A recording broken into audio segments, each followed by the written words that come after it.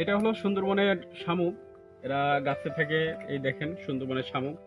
এরা প্রতিটা গাছে গাছে থাকে এবং বিভিন্ন প্রজাতির শামুক। এখানে ছোট শামুক আছে, কিন্তু সমস্যা হলো এখন এক ধরনের অসাধু লোক, তারা ড্রেজার মেশিন দিয়ে সুন্দরবনের যে নদীগুলো আছে, এই নদীতে প্রচুর পরিমাণে শামুক পাওয়া যায়। এই শামুকগুলো তারা উঠাচ্ছে, অন্যায়ভাবে অবৈধভাবে উঠাচ্ছে, তাদের স্বার্থে এই ইকোসিস্টেমটা ধ্বংস করে দিচ্ছে। এটা নিয়ে আমরা অনেক সংবাদ করেছি, কোনো কাজ হয় না।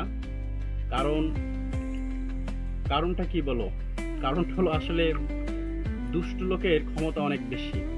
তারা সুন্দরবনটাকে ধ্বংস করে দিচ্ছে। এই যে শামুক দেখছেন, এগুলো এত ছোট ছোট হবে না, এটা কিন্তু অনেক বড় হবে। বড় হওয়ার পরে এই শামুক দিয়ে চুন তৈরি করে। চুন তৈরি করার জন্য এদেরকে সংগ্রহ করা হয়। এছাড়া এই যে মাটি দেখছেন, মাটি কাদা, এই কাদাতেও এক ধরনের শামুক থাকে। এ দেখেন, আমি পাচ্ছি কিনা, এই কাদাতেও শামুক থাকে। ওরা কি করে, সুন্দরবনের এই মাটির থেকে এবং নদীর যে চর আছে, ওই চর থেকে ড্রেজার মেশিন দিয়ে বালু উত্তোলনের সাথে সাথে এই শামুকগুলো সংগ্রহ করে হাজার হাজার টন শামুক নিয়ে নিচ্ছে প্রযুক্তির মাধ্যমে। মিনিটে ওরা যে হারে ক্ষতি করছে সুন্দরবনের নদীগুলো, ভাবা যায় না। এগুলো বন্ধ করতে হবে। সুন্দরবনকে রক্ষার জন্য এই ধরনের যারা অবৈধ ব্যবসা করছে তাদেরকে ধরতে হবে, বন্ধ করতে হবে।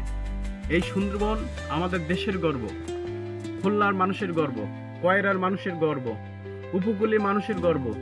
উপকূলের মানুষের স্থায়ীভাবে বসবাস করার জন্য শক্তিশালী একটা ছায়া হলো এই সুন্দরবন।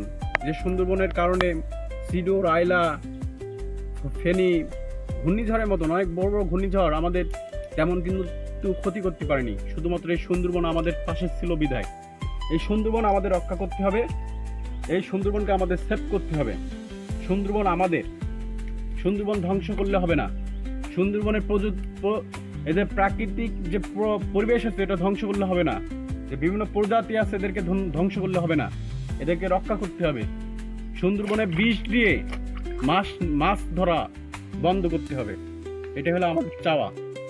সুন্দরবন যদি না বাঁচে, এই উপকূল বাঁচবে কিভাবে? এই কয়রার মানুষ বাঁচবে কিভাবে?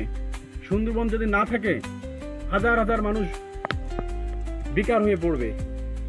আমাদের এই এলাকার মানুষের রুটি রোজগার, আয় সব কিছু আসে সুন্দরবন থেকে, কিন্তু এক ধরনের অসাধু লোক তারা সুন্দরবনকে ধ্বংস করে দিচ্ছে। এই সুন্দরবনকে রক্ষা করার দায়িত্ব আমাদের।